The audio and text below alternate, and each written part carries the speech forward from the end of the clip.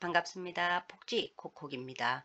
14장 응급상황 대처 및 감염 관리 중 2절인 감염 예방 및 관리와 관련한 문제를 풀어보겠습니다.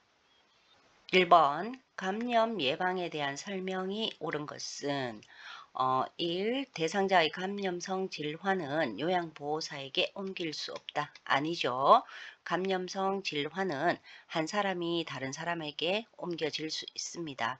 그렇기 때문에 대상자에게서 요양보호사나 가족으로 또 요양보호사에게서 대상자나 가족으로 옮겨지는 등 접촉하는 모든 사람들에게 감염성 질환은 옮겨질 수가 있습니다. 2. 손을 통해 전파되는 세균은 간접 접촉에 해당한다. 역시 아니네요. 미생물이 전파되는 방법은 간접 전파와 직접 전파가 있는데요. 손은 직접 접촉에 의한 전파이고요. 침구나 드레싱을 하면서 전파되는 것 등이 간접 접촉에 해당합니다.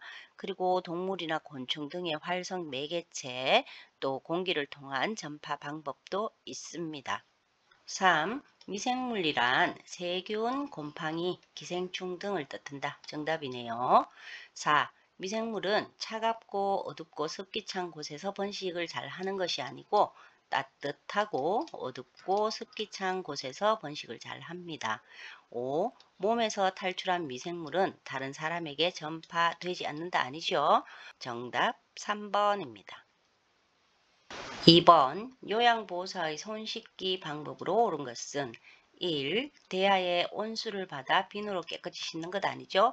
대야가 아닌 흐르는 미온수로 손을 적신 다음에 일정량의 향균 액체 비누로 깨끗이 씻습니다. 2. 일반적인 바 형태의 고체 비누 아니고 조금 전에 설명드렸듯이 항균 액체 비누를 사용해야 하고요. 3. 젖은 수건으로 손의 물기 제거 아니죠. 마른 수건으로 물기를 제거합니다. 4. 손톱 밑은 씻을 필요가 없다. 역시 아니네요. 손톱 밑도 깨끗이 씻어야 하는데 손톱 밑을 씻는 방법은 손가락을 반대편 손바닥에 놓고 문지르시면 됩니다. 5. 손바닥을 마주대고 손깍지를 끼고 문질러 준다. 정답이네요. 정답 5번입니다. 다음에 감염 연결고리에 해당하는 것은 기침이나 재채기, 대변이나 가래 같은 신체의 분비물. 1번 저장소는 사람이나 동물 음식, 그리고 물, 토양과 같이 미생물이 번식하는 장소를 뜻하고요.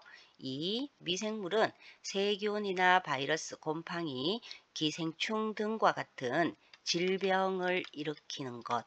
그리고 3번 침입구는 바깥 환경과 연결된 우리 몸의 모든 구멍인 코, 입, 눈, 피부, 비뇨생식기, 항문 등을 말하는데 특히 상처가 난 피부나 대변이 묻은 여성의 회원부, 면역이 저하된 사람의 코와 입은 미생물이 침입하기 가장 쉬운 침입구입니다.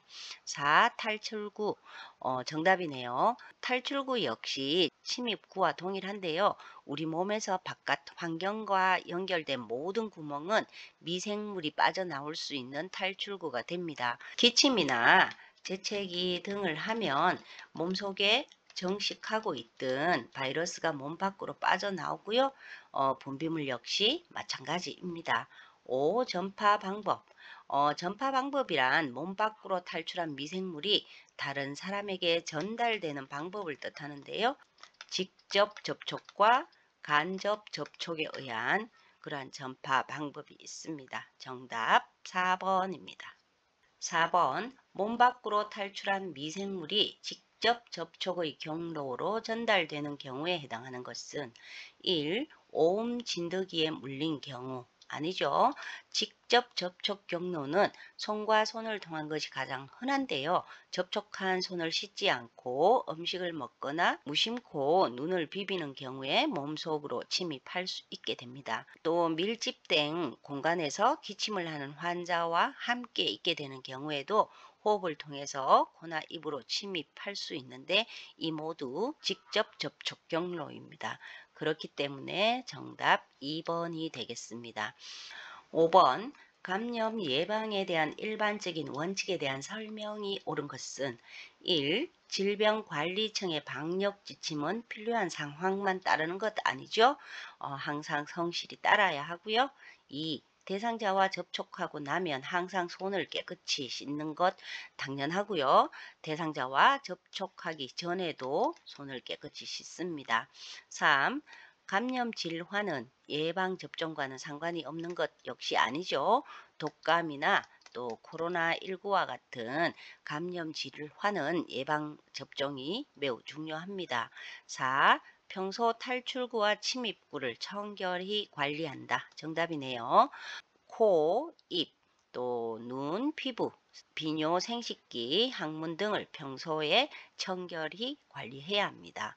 5. 감염이 의심되는 물건은 버리는 것 아니죠. 무조건 버리는 것이 아니라 소독하는 등의 위생적 환경 관리를 실시해야 되는 경우가 더 많습니다. 정답 4번입니다.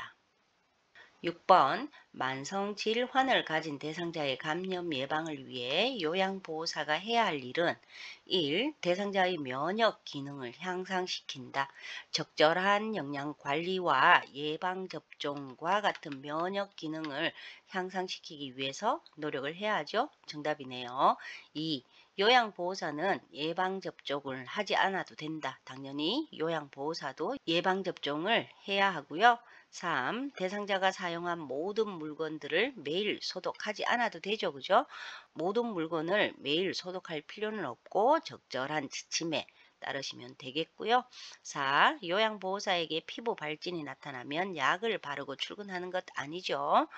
기침이나 콧물, 인후통, 또 충혈된 눈, 피부 발진, 복통, 설사와 같은 증상이 있다면 최대한 민감한 대상자와 접촉을 삼가해야 합니다.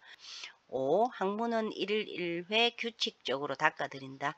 침입구와 탈출구에 해당하는 항문은 규칙적인 생활 관리도 중요하지만 특히 항문은 대변을 해결했을 때 즉시 닦아드려야 합니다. 정답 1번입니다. 7번 감염의 6가지 연결고리에 대한 연결이 옳은 것은 1. 미생물 피부 상처 아니죠. 피부 상처는 탈출구나 또 침입구에 해당하고요.